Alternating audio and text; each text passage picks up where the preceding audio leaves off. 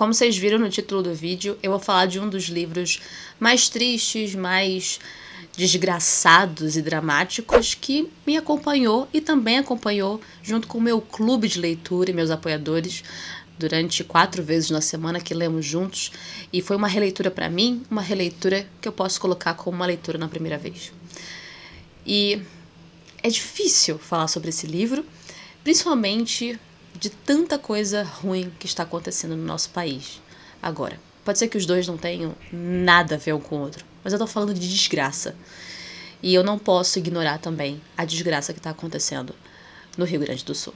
Então, antes de começar essa resenha, antes de começar a falar qual é o livro, eu tô pedindo aqui para você, se puder, não deixe de ajudar as vítimas da enchente do Rio Grande do Sul. Eu acredito que todo mundo que está aqui assistindo sabe o que está acontecendo, é o assunto mais falado, o mundo inteiro, aliás, também está sabendo.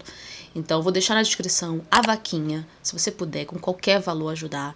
E também, se você é de São Paulo, também Fortaleza, tem vários lugares aqui no Brasil que estão fazendo pontos de doação, principalmente nos Correios. Então, não deixe também de doar, principalmente a parte de higiene, a parte de vestuário e também agasalhos, porque eles vão entrar numa frente fria, meias, absorventes para as mulheres e principalmente água. Eles estão sem água potável.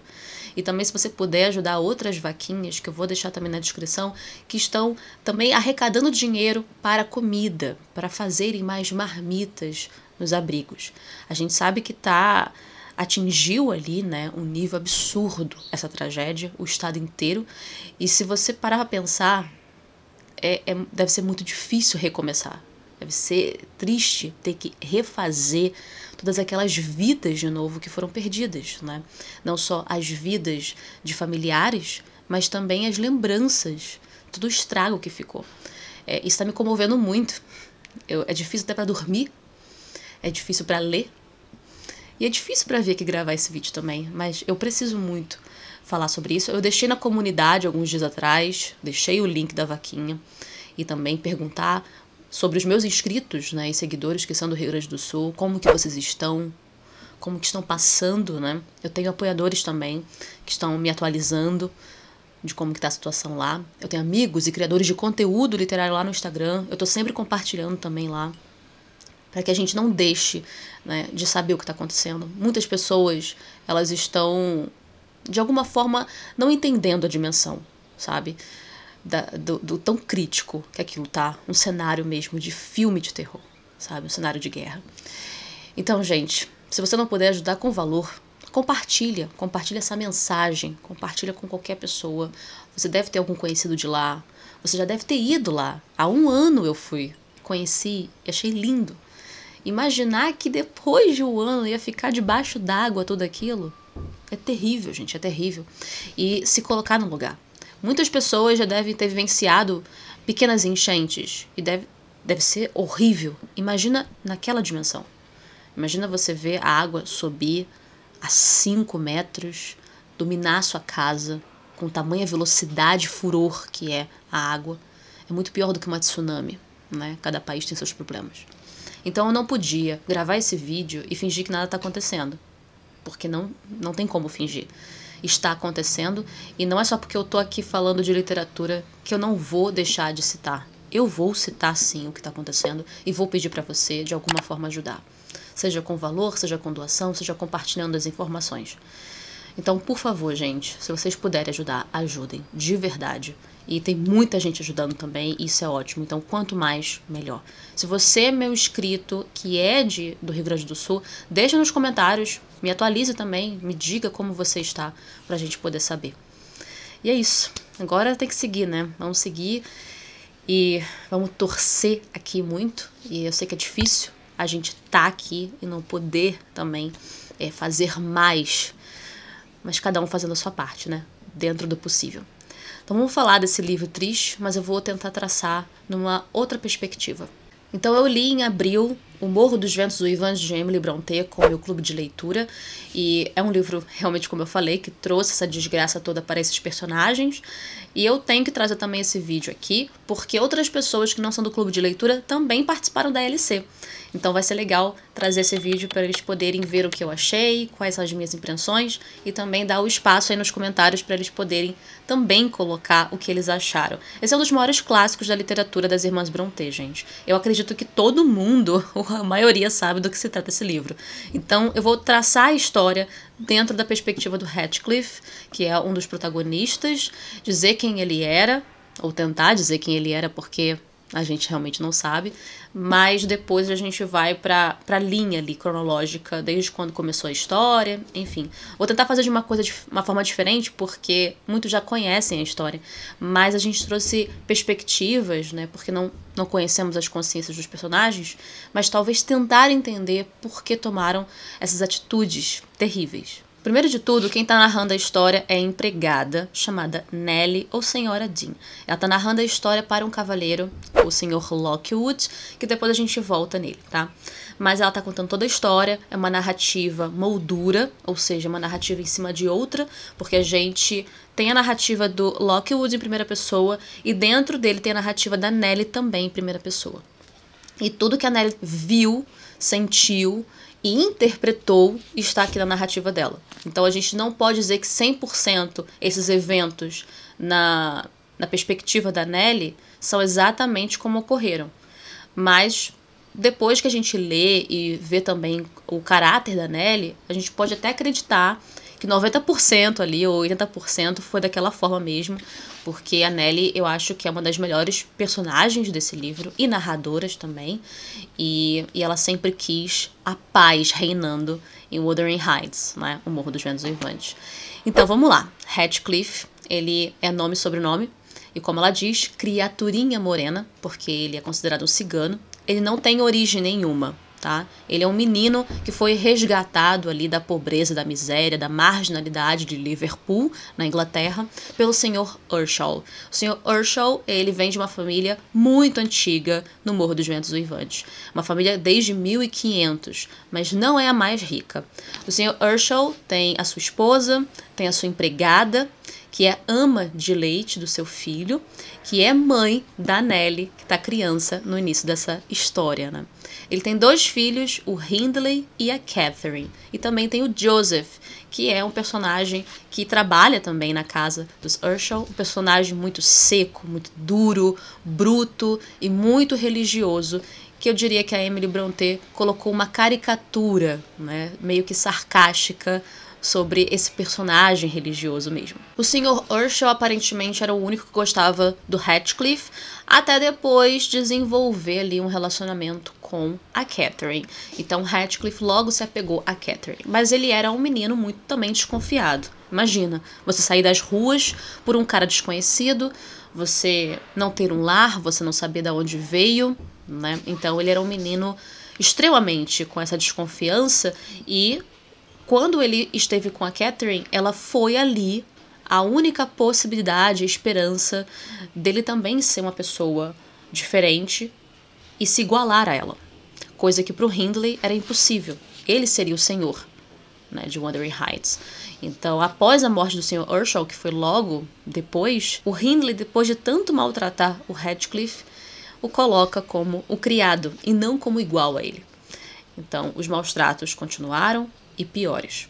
O Heathcliff, colocando na sua posição, ele é aquela pessoa que vai começar a alimentar e acumular esse ódio que ele tem por todos que o fazem mal. A Nelly, em muitos momentos, tenta fazer com que ele se olhe no espelho, tenta colocá-lo para cima, imaginar que talvez ele seja um herdeiro de talvez algum rei, uma família muito nobre, mas isso não adianta muito. Quando ele e a Catherine vão espiar a casa dos Linton, a família Linton, uma das mais ricas, eles acabam sendo pegos no flagra. O Heathcliff consegue fugir e a Catherine, infelizmente, fica lá na casa. E o Heathcliff, ele não é muito bem recebido, principalmente ele, pela família Linton, porque ele era o cigano. E cigano aqui, gente, eu falo na palavra que também pode ser designado para assaltantes. É tipo isso, assaltante, uma pessoa, um imigrante, né, e uma pessoa que está muito distante do comum, vamos dizer assim, né, da população mesmo. Então pode ser qualquer pessoa ali, não só no significado padrão da palavra, né. Então ele era realmente ele era um demônio, como falaram. Ele era horrível, terrível. Então imagine você acumular tudo isso na sua cabeça, tá? Guarda isso aí. Então ele volta e fica ali esperando pela Catherine durante 5 semanas. E 5 semanas ela volta. E o Ratcliffe, quando ele viu a família Linton, quando eles estavam espiando, ele conta pra Nellie o quanto aquilo era felicidade, sabe? Os bailes, as vestimentas, mas ele não imaginava como é ser doutrinado naquela casa também, que a gente vai ver numa outra perspectiva dos irmãos Linton, o Edgar e a Isabella. E quando a Catherine fica lá, ele fica pensando que, poxa, eu também poderia estar lá, eu também queria estar lá. Então fica no conflito de a pessoa que eu mais confio e gosto está lá, mas ao mesmo tempo eu também gostaria de estar lá. Né? É um sentimento que muitos podem achar hipócrita ou muito do egocentrismo dele, né? Mas eu acredito também que por que não querer ter uma vida boa como os outros também têm? Por que eu tenho que ter essa vida? Por que essa vida me é miserável, sabe? E olhando na perspectiva do Ratcliffe. E depois de 5 semanas, a Catherine volta. Ela volta com outra vestimenta, não tão selvagem, como se fosse uma grande autoritária e rica padrão. E ele não gosta muito daquilo. Ratcliffe a vê de um jeito que ela não é. E ela vive mesmo essa dupla vida, de um jeito com Ratcliffe, de outro jeito com os Linton, porque os Linton começam a frequentar o Morro dos Ventos. E os Linton, o Edgar e a Isabella, eles são irmãos que até se parecem no ponto de submissão.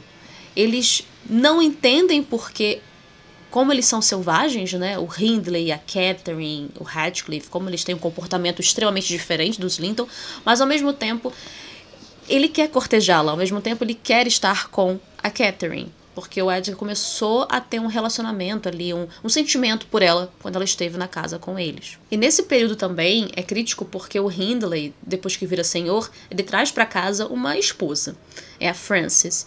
E o Hindley tem problema com bebida, e esse problema se intensificou porque a Frances morre quando vai dar à luz a seu filho, seu único filho, Harrington, tá? Que é um dos personagens que mais vai sofrer. E o Ratcliffe, então, tem que ficar sendo criado por um bebum, que é o Hindley, e um cara que já tem extremo ódio dele. E como senhor, ele acha que pode fazer o que quer. Até quase matar o próprio filho. Mas a Nellie, né, que é empregada e já adulta aqui, ela faz de tudo para ajudar a criança. E tentar evitar esses surtos, né, de bebedeira do próprio Hindley. O Ratcliffe, ele, por ser uma pessoa que desde a infância ele sofreu muito, né, daquela miséria, e viu ali uma luz no fim do túnel quando ele foi resgatado, quando ele teve uma relação de confiança com a Catherine, ele está começando a acumular agora as coisas de talvez essa luz está se apagando, sabe? Então agora ele volta a ser um criado, um miserável, e a Catherine tomando um outro comportamento. E agora quer saber só do Edgar, da Isabella, me olha com nojo. Mas a Catherine é muito inocente. Ele escuta numa conversa da Catherine com a Nellie que ela vai ser pedida em casamento, que ela foi pedida em casamento pelo Edgar. O Ratcliffe está escutando tudo e agora se colocando na posição dele.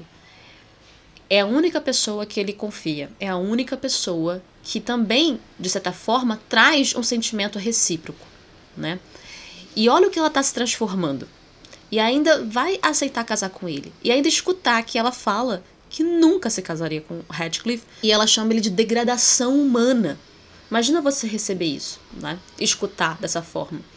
Mas não adianta muito porque o Ratcliffe para de escutar ali e ele vai embora.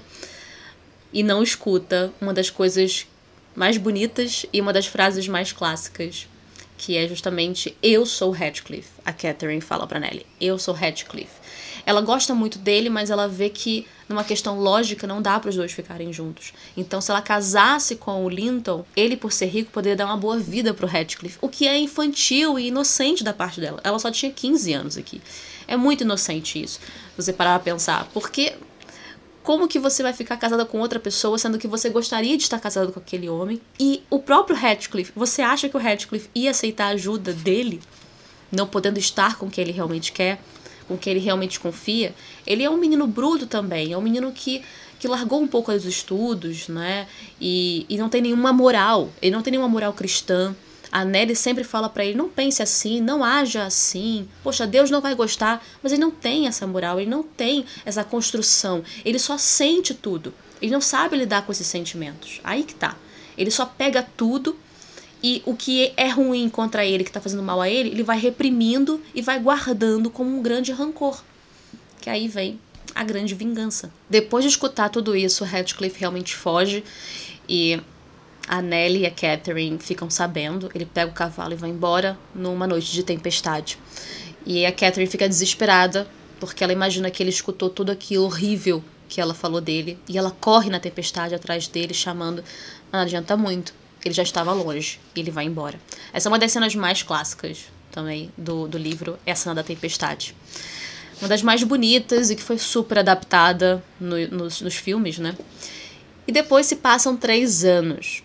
E o Heathcliff volta. Só que, por mais que eu esteja na perspectiva dele, eu não tenho como falar pra você o que aconteceu. Porque ele volta como um nobre. Ele volta com dinheiro, com muito dinheiro. E ele vai em Wuthering Heights, vê a situação como está lá.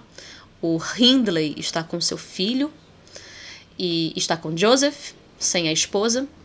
E a Nelly não mora mais em Wuthering Heights. A Nelly está na casa dos Linton.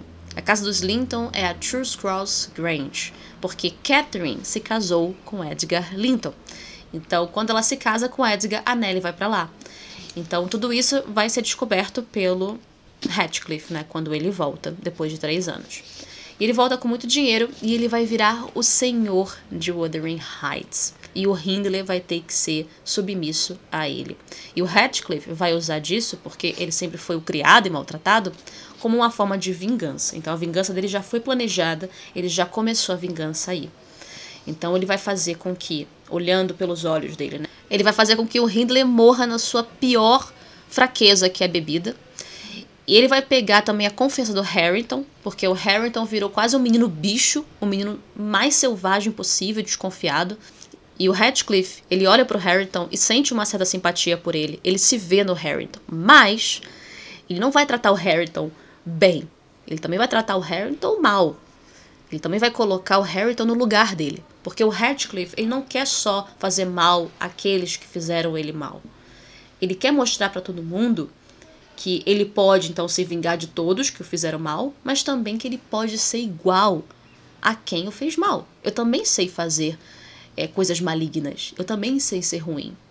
E se ser rico é isso, é tratar os outros assim, então eu vou ser rico e vou tratar todo mundo assim também. É dessa forma que eu enxergo, sabe, o Heathcliff.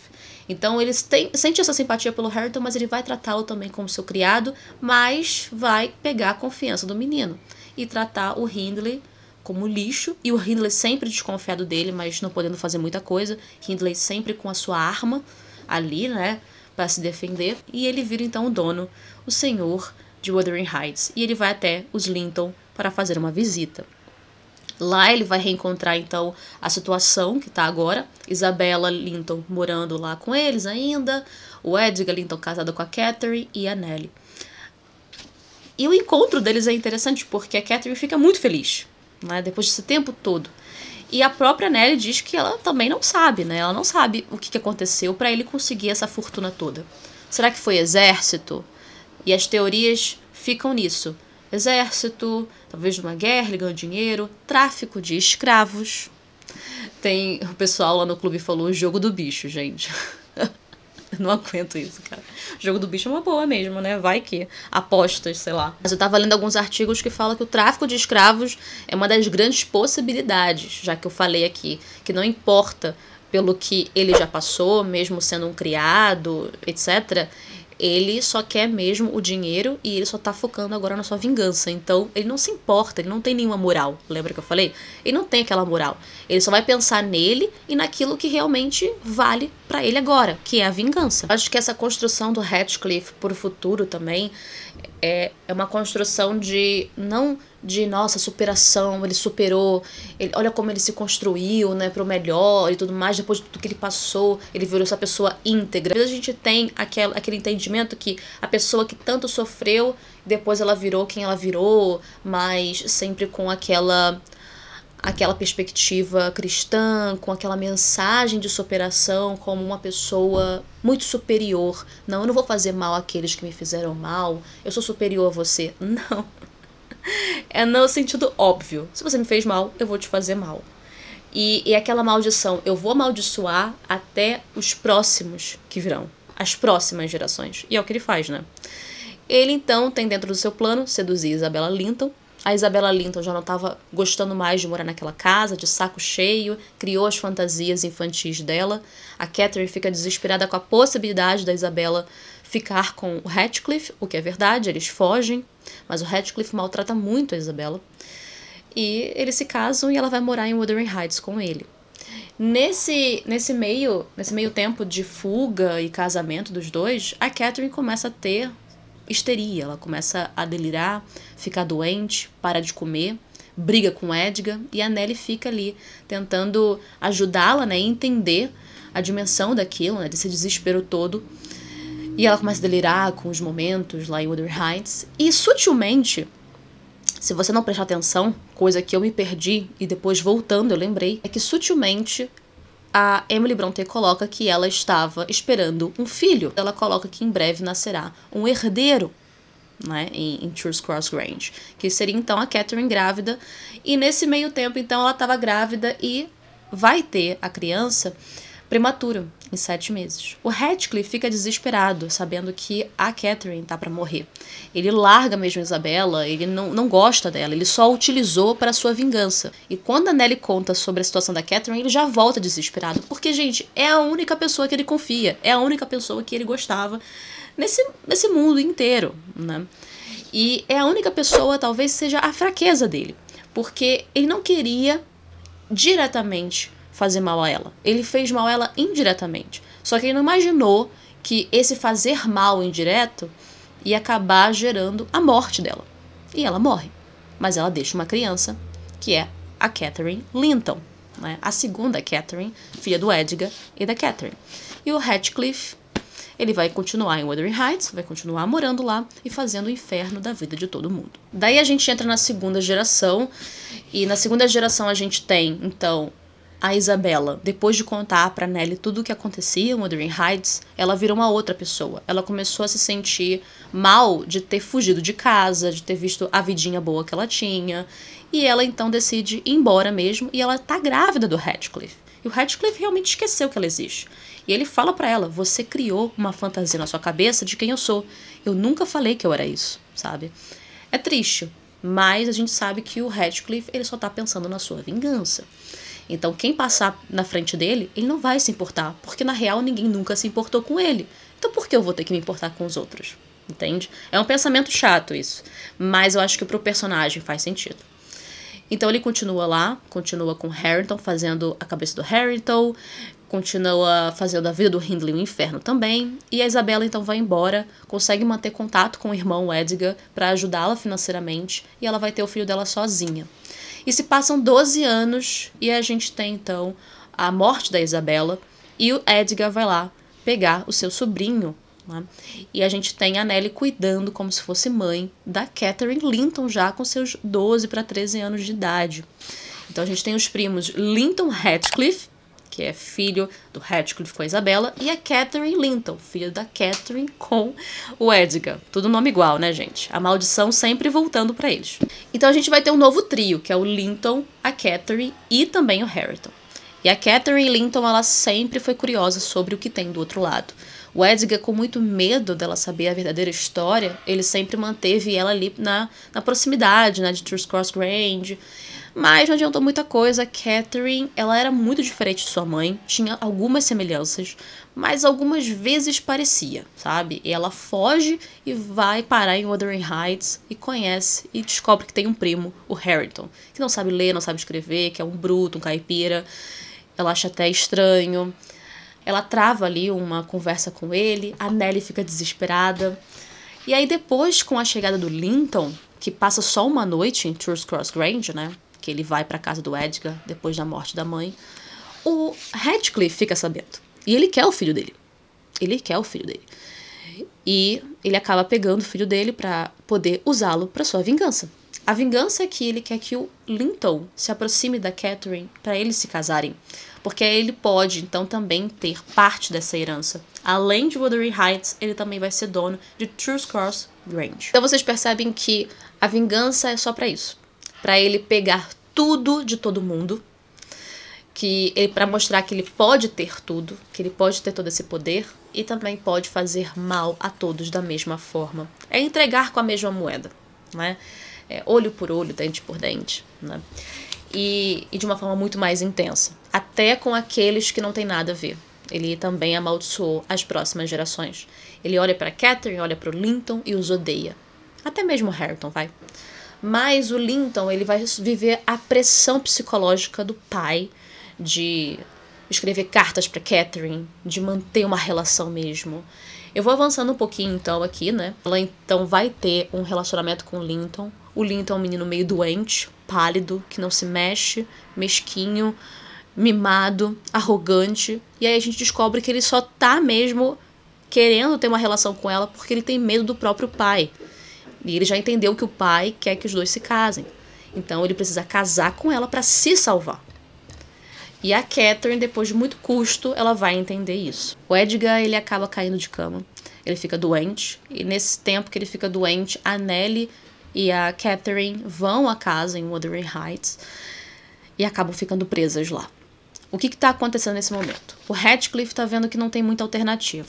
O Radcliffe de vez em quando some, tá? Nesse meio tempo ali que a Nellie tá narrando as idas e vindas da Catherine com o Linton e tudo mais. O Radcliffe às vezes some, coisa que eu também não posso dizer onde que ele está. Ele vê que não tem muita saída, ele precisa que essa aproximação comece a surgir já. E ele então precisa forçar. E forçando como? Colocando elas em cativeiro por 5 dias em Wuthering Heights. Pois é. A última vez que elas vão lá, sabendo que o Edgar tá de cama e pode morrer a qualquer momento, então ele tem que começar a acelerar o processo de casamento. Então ele obriga a Catherine a casar com o Linton para ele já conseguir o que ele quer. Então mantém elas ali em cativeiro. Ele consegue uma nova governanta, né? Ele já tem uma nova governanta que é a Zillah. Então tem a Zillah, tem o Joseph. Nesse tempo, o Hindley já foi com Deus, ele já morreu. Só a Nellie, né, que sofre com a morte dele. Então só vive Zillah, Joseph, Radcliffe com Harrington. E elas ficam lá presas junto com o Linton. E ele sabe que o Linton vai morrer, porque o Linton é um menino doente. É um menino que não tem muito futuro pela frente. Ela casa com ele e ela vai ser encarregada de cuidar do Linton até a sua morte, que é o que acontece. Ela se vê livre após a morte do Linton, mas já adianta muita coisa. Então, a Nellie acaba voltando para Truth Cross Grange, é separada da segunda Catherine, e vive então Harrington, Catherine, Radcliffe, Joseph e Zillah. E a Nellie só vai saber das coisas que acontecem lá através da Zillah. E o Radcliffe faz a vida da Catherine um inferno porque ele realmente a odeia. Mas a Catherine é uma das personagens mais corajosas dessa obra. Ela entende que o Radcliffe não ama realmente ninguém. E ela fala, eu não gostaria de estar no seu lugar. Eu tenho que passar por tudo isso? Eu passo. Eu passo por tudo isso. Mas eu não gostaria de ser você. Porque você não ama ninguém. Né? Mas são palavras que talvez não tenham surtido naquele momento tanto efeito. Mas eu acho também que o Radcliffe, por mais que não mostre, porque a gente não tem como saber isso, né? Como é o Radcliffe em Quatro Paredes, eu acho que ele é uma pessoa que sofre muito com o fantasma da Catherine, com a vivência que ele teve com ela e não pode ter mais, que era a única pessoa que ele confiava e que ele tinha essa relação tão forte. E perdê-la ele sente esse tormento, porque ele acredita em fantasmas e ele sente esse tormento do fantasma da Catherine o tempo todo com ele, que é o que vai ser o final, né? Vai ser o fim dele naquele momento. Eu vou contar o final da obra, então a partir daqui desse minuto, se você não quiser saber do que acontece no final mesmo, como se encerra, pode pular, pode deixar pra depois, vai ler o livro primeiro, mas quem quiser saber, continua a partir daqui. Então o final, como eu disse, o Linton morre, o Edgar, que estava de cama, também morre. E ela consegue, a Catherine consegue, depois de casada, visitar o pai para ouvi-lo pela última vez, se despedir dele. Ele só queria morrer para se encontrar com a Catherine. A Nellie fica em Truth Cross Grange e a gente tem o cenário atual, que é o Joseph, Ratcliffe, a Zillah e Harrington e Catherine. É o cenário atual da história, que começa com o Sr. Lockwood em 1801. O Sr. Lockwood, que precisava de abrigo, depois de uma tempestade, ele pede esse abrigo em Wuthering Heights. E lá ele vê esse cenário atual, pessoas muito estranhas, com características muito estranhas. Daí ele vai entender tudo através da narrativa da Nellie, do porquê eles são assim. Ele chega a ficar num quarto que não foi usado há muitos anos, que era o quarto da Catherine, de quando ela era solteira. E lá ele vai ter umas alucinações, ele vai ler os diários da Catherine, vai ver 3 nomes de Catherine: Catherine Earnshaw, Catherine Linton e Catherine Ratcliffe.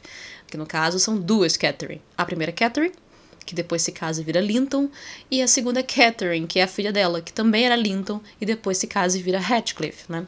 E ele começa a ler uns diários falando do passado da Catherine, quando ela era criança com Ratcliffe, os abusos que ela tinha também do poder do Hindley, né? Então ele vai lendo os diários, e aí ele começa a ter um sonho mirabolante ali, e ele acha que foi chamado por um fantasma chamado Catherine, né, que é uma cena muito clássica.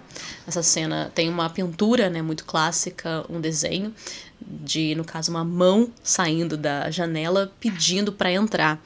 E ela chama pelo Ratcliffe, como o fantasma de Catherine. Só que o quarto, para mim, ele tem essa atmosfera, sabe?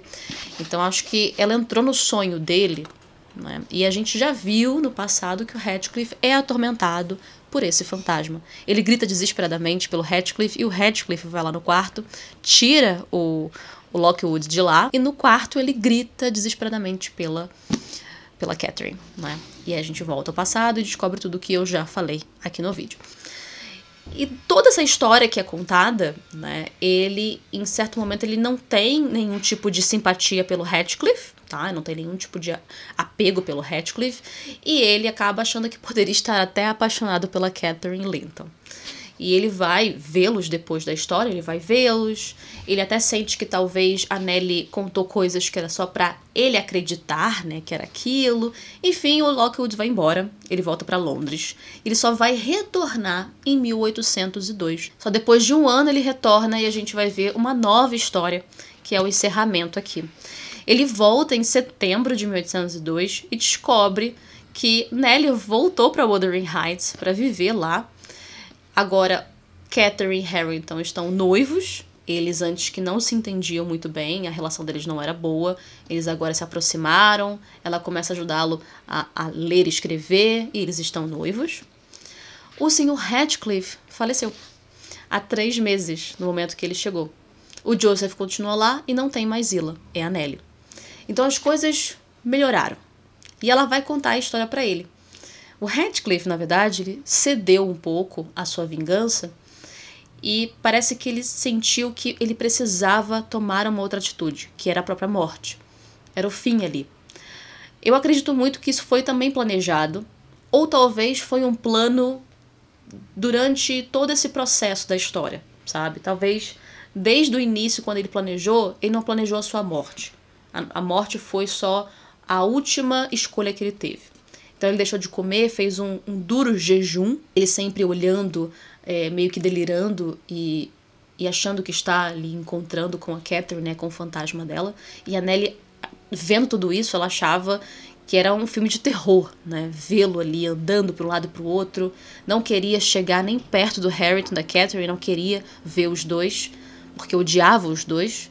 Então ele meio que deixa todo mundo em paz até ele poder de fato morrer. Mas dá a entender que ele realmente fez tudo aquilo como uma forma de suicídio, né? Ele deixou de comer, ele se privou, se trancou, não queria ver médico nem nada. Então ele foi aos poucos morrendo. E é o que acontece, ele morre para poder se encontrar também com a Catherine. Né? E a Nellie fica preocupada quando, antes dele falecer, ela tem um diálogo com ele de que como as pessoas vão aceitar isso. Porque se elas entenderem que você quis morrer, como se fosse um suicídio, ia ser escandaloso para a região, para a religião também, que é um pecado. E talvez você ia ter só uma cova ali e não ia ter um enterro digno, né? Mas ele não queria que deixassem acreditar que ele estava realmente se matando. E muitos, nas suas superstições, acreditam ver os dois andando pelas charnecas toda noite. E a Nellie fala que os mortos estão descansando. Ela não acredita em nada disso. Os mortos estão descansando. Pro Radcliffe, esse foi o fim dele. E eu acho que de toda a história, eu não acho que teria um final melhor. O Radcliffe, ele passar por tudo isso, realmente é muito digno pro personagem. É muito coerente pro personagem. Ele é uma pessoa, uma criança ali que realmente não tinha como ter um final feliz. Ele poderia ter um final feliz. Ele poderia não ter voltado. Ele poderia ter tomado uma outra atitude. Mas pela natureza que a gente começa a entender aqui do personagem, ele colocou a vingança dele em primeiro lugar. Então ele foi até o fim. Eu vou ser coerente até o fim. Eu voltei para tomar essa atitude, então eu vou tomar essa atitude. É isso. Bom, essas são as minhas impressões, é tudo o que aconteceu na história. Se você gostou desse vídeo, já deixa uma curtida. Se você achou diferente alguma coisa, já deixa nos comentários também. É uma história realmente que pode te incomodar com todos esses acontecimentos e você tentar entender por que eles estão fazendo isso, mas é a condição humana, gente. É a falha do caráter humano que eu acho que a Emily Brontë colocou aqui. E vale muito, muito a pena a gente poder ler e reler e tomar outras perspectivas, tomar outras ideias a partir dessa obra. E eu amei fazer essa releitura com o meu clube de leitura. E se você quiser ler com a gente mais outros livros também nesse clube, tá aí na descrição o link do meu clube de leitura. Se você também quiser entrar para um clube, se junte com a gente. A gente tem lives de sprint 4 vezes na semana. Você vai vivenciar, você vai realmente fazer uma grande experiência com o livro. Não só ler, você realmente vai sentir essa leitura. Desculpe se eu me prolonguei demais. Eu espero que esse vídeo não tenha sido entediante. Mas foi um dos livros mais desgraceiros, que fala muito da tristeza, da desgraça e dessa falha mesmo, né, de caráter que eu já li. E eu espero que você tenha gostado. E, por favor, não esqueça da mensagem que eu deixei no início desse vídeo. Não esqueça de ajudar e apoiar o Rio Grande do Sul, essa tragédia toda. Se informem. Não deixem de se informar sobre o que realmente está acontecendo lá, gente. Não está sendo fácil. De verdade, tá bem pior do que está acontecendo nesse livro aqui. Então, muito obrigada se você de alguma forma apoiou, compartilhou essa mensagem. Obrigada por ter chegado aqui até o final também. Eu espero muito que as coisas logo se resolvam e melhorem. E que tenha um final diferente desse aqui. Que tenha um final feliz. Não um final igual ao do Radcliffe. Um final feliz. Um final bom. Que vai ser duro recomeçar e reconstruir tudo. Mas no final sempre é bom. Eu recomecei do zero a leitura. Tomou bastante tempo, mas no final deu tudo certo. É isso, gente. A gente se vê numa próxima. Tchau!